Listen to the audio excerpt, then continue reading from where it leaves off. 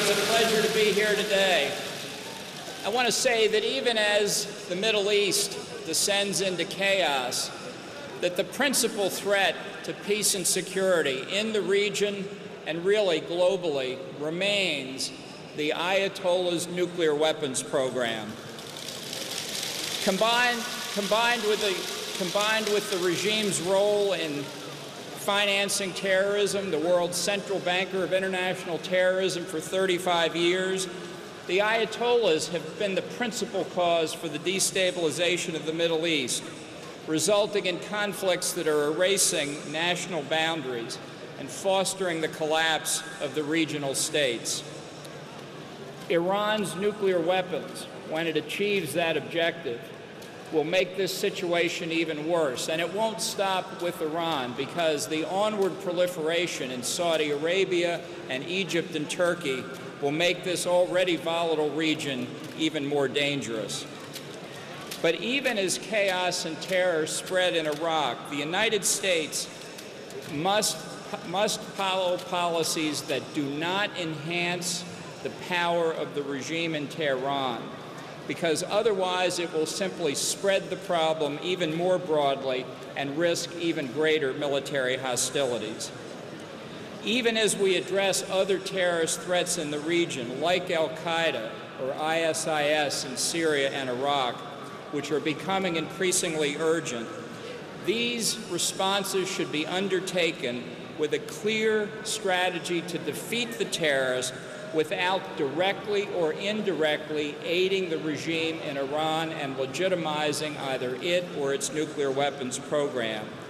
Instead of working with the regime in Tehran, now is the time to overthrow the regime in Tehran.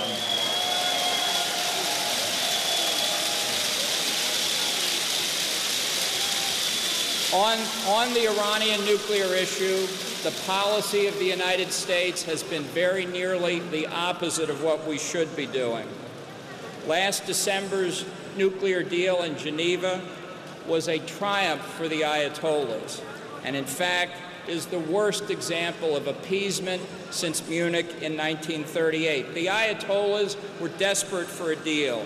They had enormous internal dissent, especially among Iran's young people. They faced the consequences of 35 years of bad economic policy and the consequences of the world's economic sanctions.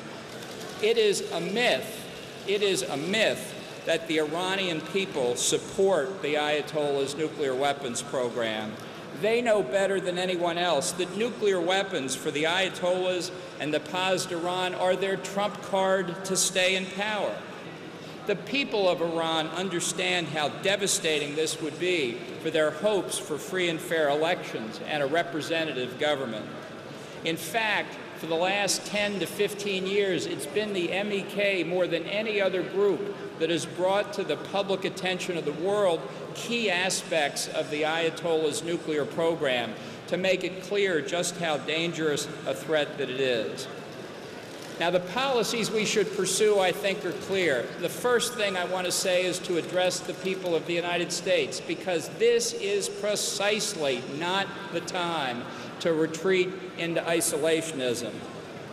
This is a time for the United States and the West as a whole to support all the legitimate opposition forces that commit to a nuclear-free Iran and representative government, as Madam Rajavi's platform for the future does.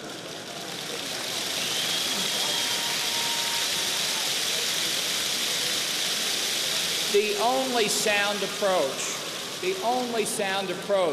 is that the declared policy of the United States should be the overthrow of the mullah's totalitarian regime as soon as possible. Thank you very much.